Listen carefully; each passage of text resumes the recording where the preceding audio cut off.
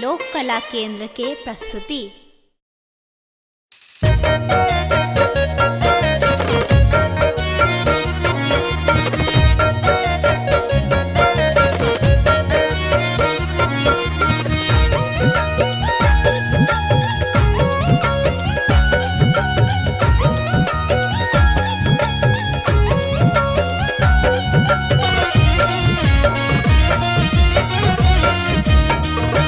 गोरी अगुआ केले बहार लिया, कनी रंग लगाई फगुआ के एले बहार लिया, कनी रंग लगाई अबीरक एले फुहार लिया, कनी रंग लगाई गोरी अगुआ के एले बहार लिया, कनी रंग लगाई।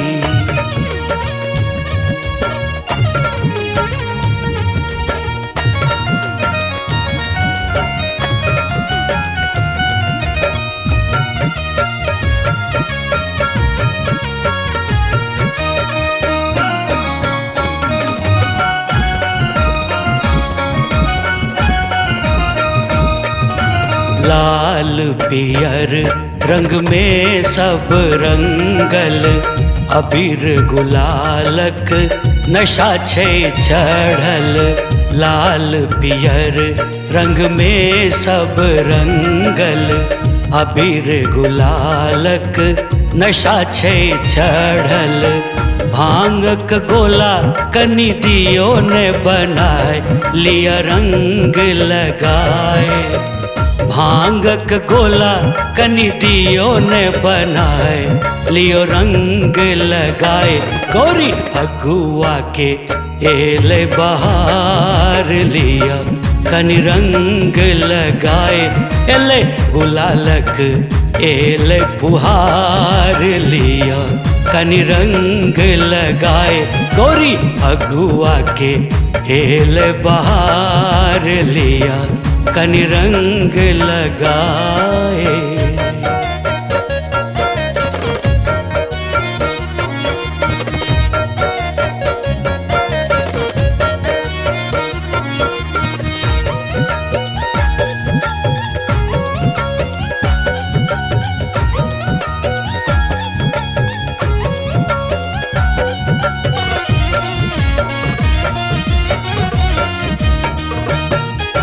भैर पिचकारी नाने मारू, हमरो लेल अहाँ कनियो विचारू। भैर पिचकारी नाने मारू, हमरो लेल अहाँ कनियो विचारू।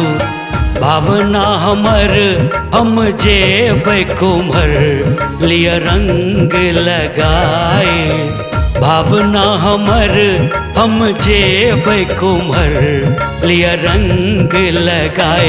गौरी अगुआ के एले बहार लिया, कनी रंग लगाए।